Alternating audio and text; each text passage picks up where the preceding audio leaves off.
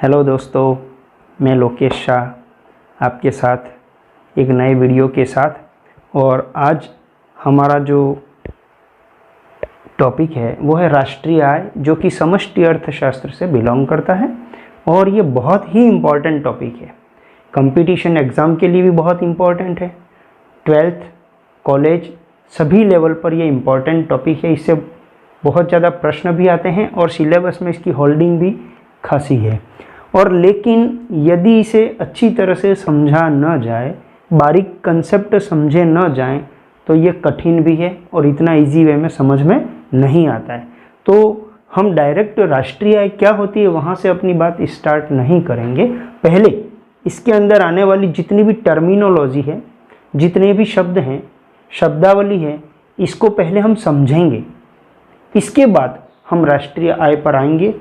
इस चैप्टर के वीडियो ज़्यादा बन सकते हैं, पार्ट ज़्यादा हो सकते हैं, क्योंकि मेरा ये प्रयास रहेगा कि हम हर छोटी से छोटी बात को भी थोड़ा डीप में समझें। स्टार्ट करते हैं। कुछ बेसिक कंसेप्ट इसमें पहले हमने लिया, जैसे आर्थिक क्रियाएं। आप ये ध्यान रखें कि मैं जो कंसेप्ट यहाँ समझा रहा हूँ वो राष्ट्रीय आय में ये शब्दावली का उपयोग हो रहा है, इसलिए इनको मैं पहले समझा रहा हूँ। आर्थिक क्रियाओं में पहले है उत्पादन, प्रोडक्शन। किसको कहते हैं उत्पादन? सामान्य बोलचाल में तो समझ में आ गया, गेहूं का उत्पादन हुआ, सीमेंट का उत्पादन हुआ। है क्या उत्पादन? Creation of value, creation of utility या वैल्यू एडेड होना। ऐसा प्रोसेस, ऐसी प्रक्रिया जिससे किसी वस्तु की उपयोगिता बनती हो, उपयोगिता में वृद्धि होती हो, या किसी प्रोसेस से वस्तु के मूल्य में वृद्धि होती हो, तो हम ये कहेंगे कि उत्पादन हुआ है। जैसे जंगल में पेड़ है, उस पेड़ को काटकर फर्नीचर बनाया गया, दरवाजे बनाए गए, तो दरवाजे का मूल्य बढ़ गया। पेड़ की जो लकड़ी थी उसकी तुलना में दरवाजे का और फर्नीचर का मूल्य ज़्यादा हो गया। तो जिस प्रोसेस से होकर गुजरे उस प्रोसेस को ही हम उत्पादन कहते हैं। खेतों में गेहूँ, गन्ना आता है, गन्ने से शुगर बनी, ये भी उत्पादन है। तो इनपुट को आउटपुट में कन्वर्ट करना, ये भी उत्पादन है। या क्रिएशन ऑफ वैल्यू, खेतों में बीज डाले जाते हैं, फसल आ जाती है, ये भी उत्पादन है। तो एक वर्ष की अवधि में किसी भी प्रक्रिया से यदि वस्तु की मूल्य में वृद्धि होती है, मूल्य का सृजन होता है या उपयोगिता में वृद्धि होती है, उस प्रक्रिया को, प्रोसेस को प्रोडक्शन कहा जाता है। दूसरा है उपभोग, कंजप्शन। उपभोग थोड़ा नया शब्द, अभी उपयोग बोलूँगा तो जल्दी समझ में आ जाएगा। तो उपभोग क्या होता है? जैसे हमने ये कपड़े का उपभोग किया है, ये चश्मे का उपभोग किया है, भूख लगती है, खाना खा रहे हैं, भोजन का उपभोग किया है, प्यास लग रही है, पानी का उपभोग किया है। उपभोग का अर्थ क्या हुआ? मानवीय आवश्यकताओं की संतुष्टि के लिए वस्तुओं और सेवाओं का उपयोग करना उपभोग कहलाता है। जैसे यदि आप मुझसे अर्थशास्त्र पढ़ रहे हैं, इट मीन्स आप मेरी सेवाओं का उपभोग कर रहे हैं। नेक्स्ट है पूंजी निर्माण, कैपिटल फॉर्मेशन। क्या होता है? वर्तमान उत्पादन का वह भाग जिसे उपभोग नहीं किया गया हो, या उपभोग के बाद जो अधिशेष है उसे हम पूंजी निर्माण कहते हैं। जैसे नई परिसंपत्तियां, बिल्डिंग बनना, पुल है, बांध हैं, सड़कें, रेलवे लाइन, मशीनें, उपकरण, ये सभी जो है ये सभी पूंजी निर्माण में आता है। तो ये कुछ शब्द हमारे पास आएंगे। नेक्स्ट हम लेते हैं अर्थव्यवस्था के प्रमुख 3 क्षेत्र हैं। उत्पादन की दृष्टि से हम देखें तो 3 क्षेत्रों में अर्थव्यवस्था को बांटते हैं। प्राथमिक क्षेत्र, द्वितीय, तृतीय, प्राइमरी, सेकेंडरी, टर्शरी। वैसे ये हम पहले से छोटी कक्षाओं में पढ़ते हुए आए हैं। प्राथमिक क्षेत्र में कृषि, सिंचाई और उससे संबंधित सभी क्रियाएं प्राथमिक क्षेत्र में आती हैं। खनन है, मत्स्य पालन है, पशुपालन है, वन है, ये सभी प्राथमिक क्षेत्र में आता है। द्वितीय क्षेत्र, प्राथमिक क्षेत्र को हम कृषि क्षेत्र भी नॉर्मली बोल देते हैं। द्वितीय क्षेत्र सेकेंडरी जो है, इसमें मैन्युफैक्चरिंग सेक्टर आता है, विनिर्माण क्षेत्र आता है, जिसमें इनपुट को आउटपुट में कन्वर्ट किया जाता है। इसे हम उद्योग क्षेत्र भी कहते हैं, ये इंडस्ट्रियल सेक्टर भी कहलाता है। तृतीय क्षेत्र टर्शरी सेक्टर, टर्शरी सेक्टर में सभी प्रकार की सेवाएं आती हैं, जैसे बैंकिंग, परिवहन, बीमा, संचार आदि जो सेवाएं हैं वे सभी तृतीय क्षेत्र में आती हैं, इसलिए इसे सेवा क्षेत्र भी कहा जाता है। अब हम लेते हैं मध्यवर्ती और अंतिम वस्तुएं। ये बहुत इंपॉर्टेंट है, इसको ध्यान से समझना है, क्योंकि राष्ट्रीय आय की जब हम गणना करेंगे तब इन चीज़ों का आइडिया होना जरूरी है। मध्यवर्ती को हम बोलते हैं इंटरमीडिएट गुड्स और अंतिम वस्तुओं को बोलते हैं final goods. What is the difference between intermediate goods and final goods? सरल भाषा में यदि हम समझें तो मध्यवर्ती वस्तुएं किसे कहेंगे? ऐसी वस्तुएं जिन्हें आगे उत्पादन प्रक्रिया में पुनः उपयोग किया जा सकता है या जिनकी पुनः बिक्री हो सकती है। क्या समझे? ऐसी वस्तुएं जिन्हें प्रोडक्शन प्रोसेस में, उत्पादन प्रक्रिया में उपयोग किया जा सकता है या जिन्हें रीसेल किया जा सकता है, जिनका रीसेल होगा, वे सभी मध्यवर्ती वस्तुएं कहलाती हैं। अंतिम वस्तुएं किसको कहेंगे? ऐसी वस्तुएं जिन्हें आगे प्रोडक्शन प्रोसेस में, उत्पादन प्रक्रिया में प्रयुक्त नहीं किया जाएगा, जिन्हें आगे पुनः बिक्री नहीं की जा सकती, रीसेल नहीं होगा, उसको हम कहेंगे अंतिम वस्तुएं। अब ये टॉपिक हमने यहाँ क्यों लिया? क्योंकि राष्ट्रीय आय की गणना में मध्यवर्ती वस्तुओं को शामिल नहीं किया जाता। क्यों नहीं किया जाता? डबल काउंटिंग हो जाती है, दोहरी गणना हो जाती है, वास्तविकता से अधिक राष्ट्रीय आय के आंकड़े आ जाते हैं। इसलिए दोहरी गणना से बचने के लिए हम मध्यवर्ती वस्तुओं को गणना में शामिल नहीं करते हैं, केवल अंतिम वस्तुओं को ही राष्ट्रीय आय की गणना में शामिल किया जाता है। अब दोहरी गणना क्या है वो मैं आगे इसी चैप्टर में डिटेल एग्जाम्पल से समझाऊंगा। मध्यवर्ती वस्तुएं जो होती हैं उन्हें बाउंड्री लाइन के अंदर की वस्तुएं कहते हैं और अंतिम वस्तुओं को बाउंड्री लाइन के बाहर की, मतलब जैसे फैक्ट्री के अंदर कच्चा माल, ये क्या है? मध्यवर्ती वस्तु।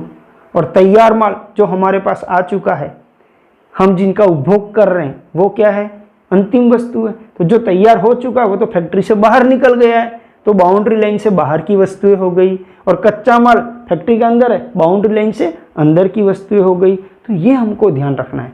और भी एग्जाम्पल देखें, कई बार ये विवाद भी होता है कि भाई ये वस्तु जो है वो अंतिम है या मध्यवर्ती। जैसे हम बात करें गेहूं, यदि गेहूं अपने घर पर आ जाए तो हम उसका आटा बना के, रोटी बना के और खा लेते हैं, तो वो हमारे लिए क्या हुआ? अंतिम वस्तु हुई। लेकिन अगर ब्रेड और बिस्किट बनाने वाली फैक्ट्री में अगर वही गेहूं जाता है तो क्या हो जाएगा? मध्यवर्ती वस्तु हो जाएगी, क्योंकि उनकी अंतिम वस्तु कौन सी है? ब्रेड।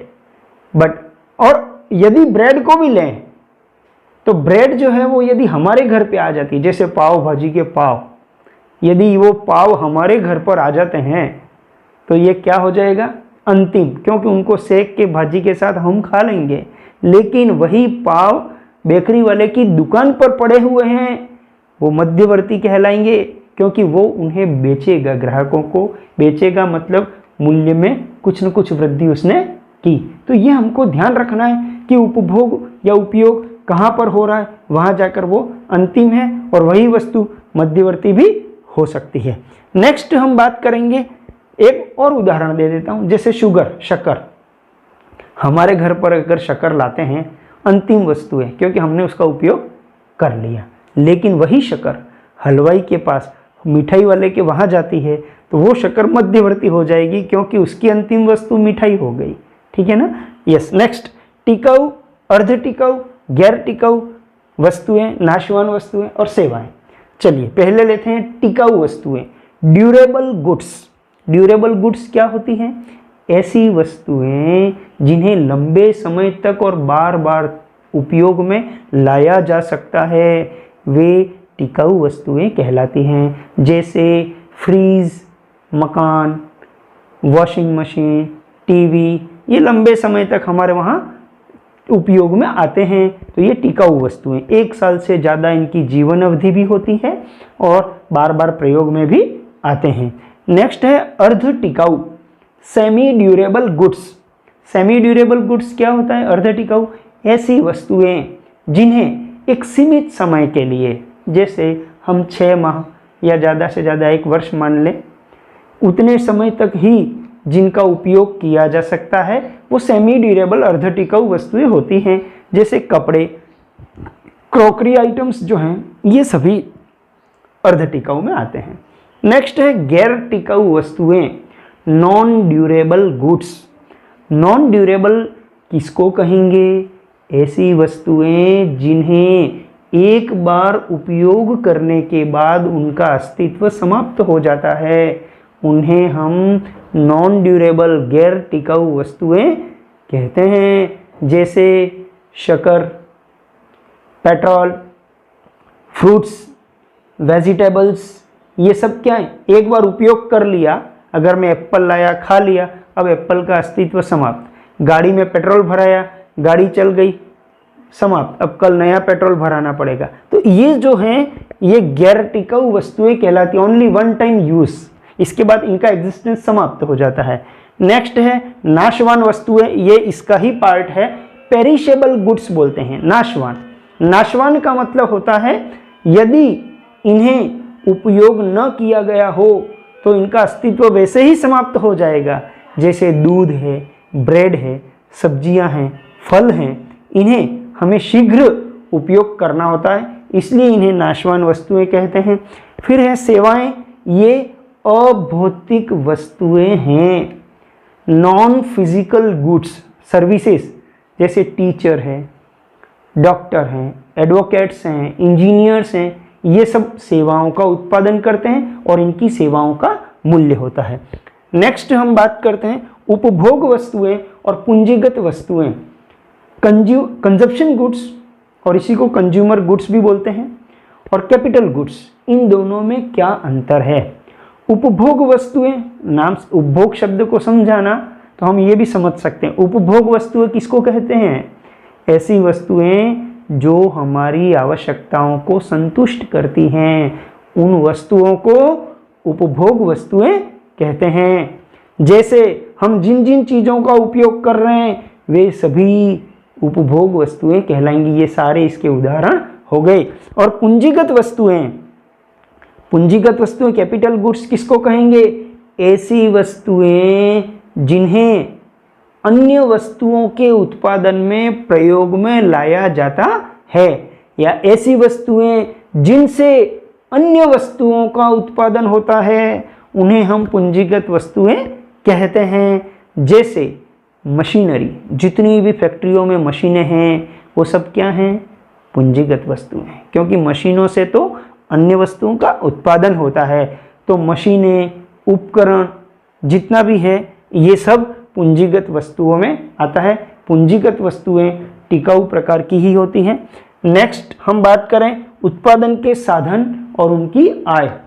उत्पादन के साधन कौन कौन से हैं? मुख्य रूप से 4 साधन हैं। पहला है भूमि, लैंड। भूमि में क्या आएगा? भूमि जैसे ही बोलता हूँ दिमाग में आता है वो खाली प्लॉट पड़े हुए हैं, मैदान हैं, ऐसा दिमाग में आता है। केवल यही भूमि नहीं है, नेचुरल रिसोर्सेज सभी, खनन, खनिज वगैरह है, नदियाँ, पर्वत, सभी भूमि के अंदर आते हैं। तो नेचुरल रिसोर्सेज जितने भी हैं, बिल्डिंग है, हमारी जो बिल्डिंग है, ये सभी भूमि में आते हैं। और भूमि के मालिक को क्या मिलता है? लगान या किराया, रेंट मिलता है। ये हमको ध्यान रखना है। भूस्वामी को, भूमि के स्वामी को, लैंड ओनर को क्या मिलेगा? रेंट, लगान या किराया। दूसरा साधन है श्रम, लेबर। श्रमिक जो है, श्रमिक क्या करता है, सेवाएं देता है, उसको हम बोलते हैं श्रम सेवाएं। और श्रमिक अपनी सेवाएं जो देता है उसके बदले में उसको क्या मिलेगा, मजदूरी और वेतन। अब देखिए यहाँ दो शब्द लिए, मजदूरी वेतन।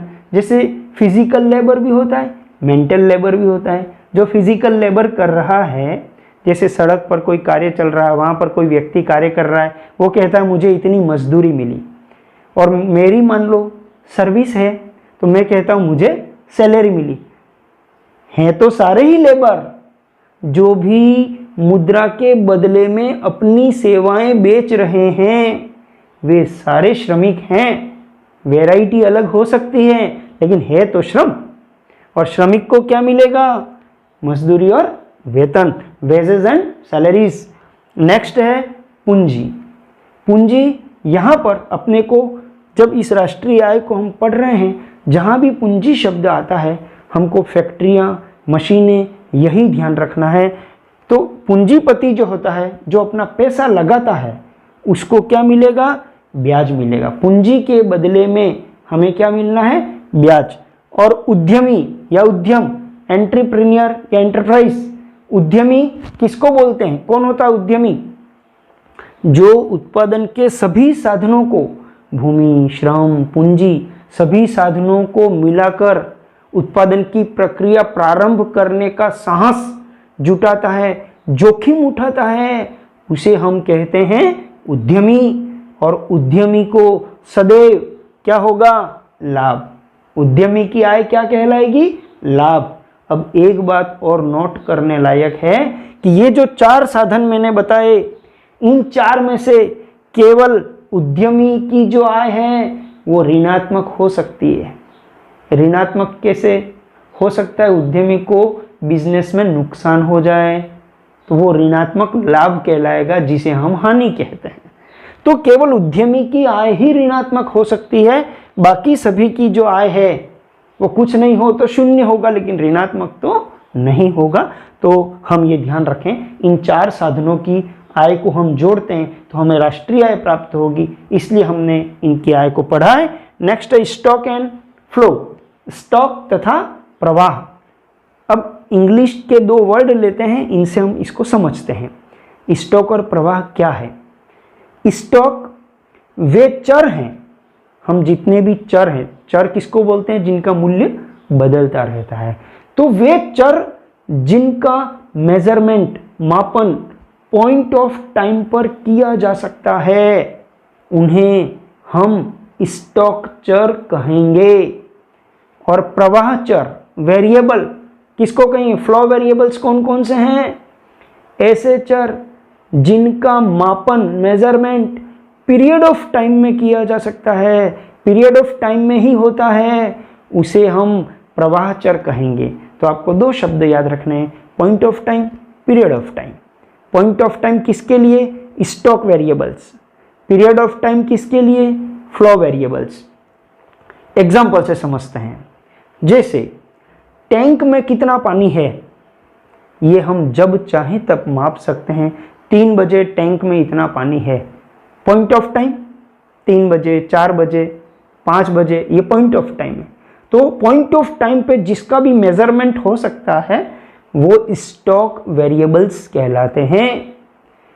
प्रवाह, समय अवधि, पीरियड ऑफ टाइम क्या, प्रति घंटा, प्रति मिनट, प्रति दिन, प्रति माह, प्रति सप्ताह, 1 घंटा, 1 माह, ये जो है 1 दिन, ये सभी ये प्रवाह चर के मापन के लिए हैं। अब प्रवाह चर का एग्जाम्पल दे दें, जैसे नदी में कितना, तो नदी तो प्रवाहित होती है नियमित रूप से, है ना। हम 3 बजे नदी में कितना पानी ये नहीं बता पाएंगे, हम ये बता पाएंगे कि 1 घंटे में इतना पानी का प्रवाह हुआ है। इसी प्रकार हम बैंक में डिपॉजिट कितना है ये पॉइंट ऑफ टाइम पे मेजरमेंट कर सकते हैं। हम मैनेजर साहब से पूछेंगे अभी 3 बजे डिपॉजिट कितना है, देखकर बता सकते हैं। लेकिन change in bank deposit, bank जमाओं में कितना परिवर्तन आया वो कैसे बताएंगे, 1 घंटे में इतना आया, 1 दिन में इतना आया, या 1 महीने में इतना आया, पीरियड ऑफ टाइम पे ही होगा ना। तो बैंक डिपॉजिट्स स्टॉक है, but change in bank deposit क्या है, फ्लो है, प्रवाह है। इसी प्रकार गवर्नमेंट का डेट, सरकार का ऋण, अभी सरकार के ऊपर कितना कर्जा है, सरकार का कितना ऋण है, ये पॉइंट ऑफ टाइम है। हम जब चाहें तब वो फिगर हमको मिल सकता है कि इतनी बजे या इस तारीख को सरकार का कर्जा इतना है। लेकिन सरकार का जो घाटा है, चालू खाते का घाटा हो या राजस्व घाटा हो, राजकोषीय घाटा हो, कोई सा भी घाटा हो, तो घाटा तो पीरियड ऑफ टाइम का ही होता है कि गत वर्ष सरकार का घाटा इतना रहा या एक महीने का घाटा इतना रहा, एक वर्ष का घाटा इतना रहा। तो ये ध्यान रखें, सरकार के जितने भी ऋण हैं वो स्टॉक हैं, लेकिन सरकार के जितने भी घाटे हैं वो क्या हैं, प्रवाह हैं। इसी प्रकार मेरी संपत्ति कितनी है, इसको हम जब चाहें तब माप सकते हैं पॉइंट ऑफ टाइम में। लेकिन मेरी आय कितनी है, मेरा व्यय कितना है, तो आय तो मैं यही कहूँगा ना, 3 बजे आय इतनी, ऐसा मैं नहीं कह सकता हूँ। मैं कहूँगा मेरे मासिक आय इतनी है या दिन की आय इतनी है, मेरा मासिक व्यय इतना है, दिन का व्यय इतना है। ये कुछ एग्जाम्पल हमको ध्यान रखने हैं स्टॉक और प्रवाह के। नेक्स्ट है देश की घरेलू सीमा, domestic territory of the country. Domestic territory क्या होता है, घरेलू सीमा किसको कहेंगे? जैसे भारत की घरेलू सीमा, तुरंत हमारे दिमाग में भारत का नक्शा उभर कर आ जाता है, तो वो तो राजनीतिक सीमाएं हैं। इसके अलावा भी कई तत्व इसमें आते हैं। देखिए, इसकी कोई परिभाषा नहीं है, मैं कुछ कंपोनेंट्स बता रहा हूं कि देश की घरेलू सीमा में कौन कौन से कंपोनेंट्स या एलिमेंट्स इसके अंदर और ऐड होंगे और सब्सट्रैक्ट होंगे, माइनस होंगे। सबसे पहले हम लेते हैं राजनीतिक सीमाएं। देश की राजनीतिक सीमाएं जो हैं वो घरेलू सीमा में शामिल होंगी। साथ में आप देखिए, भारत के नक्शे में नीचे की साइड में समुद्र है, समुद्र में भी देश की सीमाएं हैं, आकाश में भी देश की सीमाएं हैं, वो सब तो इसके अंदर आएगा ही। साथ में और क्या ध्यान रखना है, जो अंतर्राष्ट्रीय समुद्र है, अंतर्राष्ट्रीय समुद्र, उसमें यदि जहाज चलाए जा रहे हैं, लेकिन वो जहाज चला कौन रहा है, भारतीय व्यक्ति चला रहा है, तो देश की घरेलू सीमा में आएगा। यदि वायुयान 2 देशों या अधिक देशों के बीच में चलाए जा रहे हैं, लेकिन वो चला कौन रहा है, भारतीय व्यक्ति चला रहा है, तो देश की घरेलू सीमा में आएगा। जितने भी सैनिक संगठन हैं, देश के दूतावास हैं, एम्बेसीज, वाणिज्य दूतावास हैं, सूचना या इमिग्रेशन ऑफिसेज हैं जो विदेशों में स्थित हैं, भारत के जितने भी दूतावास विदेशों में हैं वो देश की घरेलू सीमा में आएंगे। ये हमको ध्यान रखना है। स्थित तो विदेशों में है, लेकिन वो देश की घरेलू सीमा में आएंगे। लेकिन फिर साथ में और क्या ध्यान रखना है, लेकिन इसका एक्सेप्शन ये ध्यान रखना कि विदेशों के जो दूतावास हमारे दिल्ली में हैं वो हमारे देश की घरेलू सीमा में नहीं आएंगे, भले लोकेटेड इन इंडिया हैं लेकिन इसमें शामिल नहीं होंगे। इसी प्रकार अंतर्राष्ट्रीय संगठनों के जो कार्यालय हैं वो अगर भारत में स्थित है तो वो भी हमारे देश की घरेलू सीमा में नहीं आएंगे। इसके अलावा और ध्यान रखना है हमको कि समुद्र में जो मछली पकड़ने वाले जो वेसल्स हैं, जहाज हैं, इसके बाद oil and natural gas rigs हैं, तेल और प्राकृतिक गैस निकालने वाले संयंत्र अंतर्राष्ट्रीय समुद्र में लगे हुए हैं, और अगर व्यक्ति लगाने वाला भारत का है तो वो देश की घरेलू सीमा में आएगा। फ्लोटिंग प्लेटफॉर्म, समुद्र में तैरने वाले प्लेटफॉर्म यदि हमारे द्वारा उपलब्ध कराए गए हैं तो देश की घरेलू सीमा में आएगा। नेक्स्ट हम लेते हैं देश के सामान्य निवासी, normal residents of the country. Normal resident of India किसको कहेंगे हम? भारत का सामान्य निवासी। नागरिकता अलग मैटर है और नॉर्मल रेजिडेंट अलग होता है। इसकी डेफिनेशन हम क्या दे सकते हैं? यदि कोई व्यक्ति 6 माह या 1 वर्ष तक किसी देश में रहता है और उसकी आर्थिक अभिरुचि का केंद्र उस देश में स्थित हो, centre of economic interest lies in that country, यदि उसकी आर्थिक अभिरुचि का केंद्र उस देश में, आर्थिक अभिरुचि का केंद्र का मतलब क्या होता है? मतलब उसकी आजीविका का स्रोत, मतलब वो कमाने की दृष्टि से वो वहाँ रह रहा है तो वो उस देश का सामान्य निवासी होगा। एक एग्जाम्पल देते हैं अपन, जैसे यहाँ के लोग कुवैत जाते हैं, कुवैत कोई मनोरंजन करने या घूमने तो जा नहीं रहे, कमाने के लिए गए हैं, तो वो कुवैत के सामान्य निवासी और भारत के नागरिक कहलाएंगे। ये हमको ध्यान रखना है कि हमारा आर्थिक अभिरुचि का केंद्र मतलब हमारे आय का स्रोत जिस देश से जुड़ा हुआ है, हम वहाँ के सामान्य निवासी हैं और नागरिकता किसी भी देश की हो सकती है। जैसे मैं स्वयं भारत का नागरिक भी हूँ और भारत का सामान्य निवासी भी हूँ, लेकिन इसमें एक और ध्यान क्या रखना है कि देश में मान लो WTO का कोई कार्यालय है और उसमें विदेशी लोग काम कर रहे हैं, या और कोई सैनिक संगठन है उसमें विदेशी लोग काम कर रहे हैं, तो वो अंतर्राष्ट्रीय संगठनों के कार्यालय में कार्य करने वाला व्यक्ति जिस देश का निवासी है, जिस देश का नागरिक है, उसी देश का सामान्य निवासी होगा। यदि बॉम्बे में अंतर्राष्ट्रीय संगठन का कार्यालय है और उसमें अमेरिका का व्यक्ति कार्यरत है, तो वो अमेरिका का ही सामान्य निवासी होगा।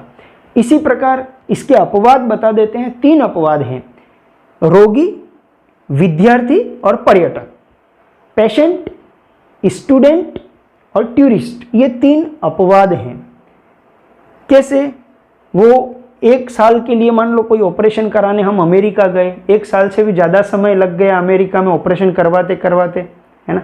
या यहाँ से बच्चे रशिया जाते हैं MBBS करने के लिए, 4, 5, 6 साल भी वहाँ पर रहते हैं, तो भी वो भारत के सामान्य निवासी होंगे, क्योंकि वहाँ पर वो आय प्राप्त करने के लिए नहीं गए हैं। ये हमें ध्यान रखना है कि हमारे आर्थिक अभिरुचि का केंद्र जहाँ पर है, हमारी आय का स्रोत जहाँ पर है, वहीं का वो सामान्य निवासी होगा। और नेक्स्ट और आज का हमारा लास्ट टॉपिक है बंद अर्थव्यवस्था और खुली अर्थव्यवस्था, closed economy and open economy. सबसे पहले हम बात करें क्लोज्ड इकोनॉमी। बंद अर्थव्यवस्था किसको कहेंगे? ऐसा देश जिसका अन्य किसी देश के साथ या शेष विश्व के साथ कोई आर्थिक संबंध न हो। ऐसा देश जिसका शेष विश्व के साथ, rest of the world, other countries के साथ कोई इकोनॉमिक रिलेशन न हो, उसे हम बंद अर्थव्यवस्था कहते हैं। वर्तमान में विश्व के सभी देश खुली अर्थव्यवस्था में आते हैं। खुली अर्थव्यवस्था किसको कहेंगे?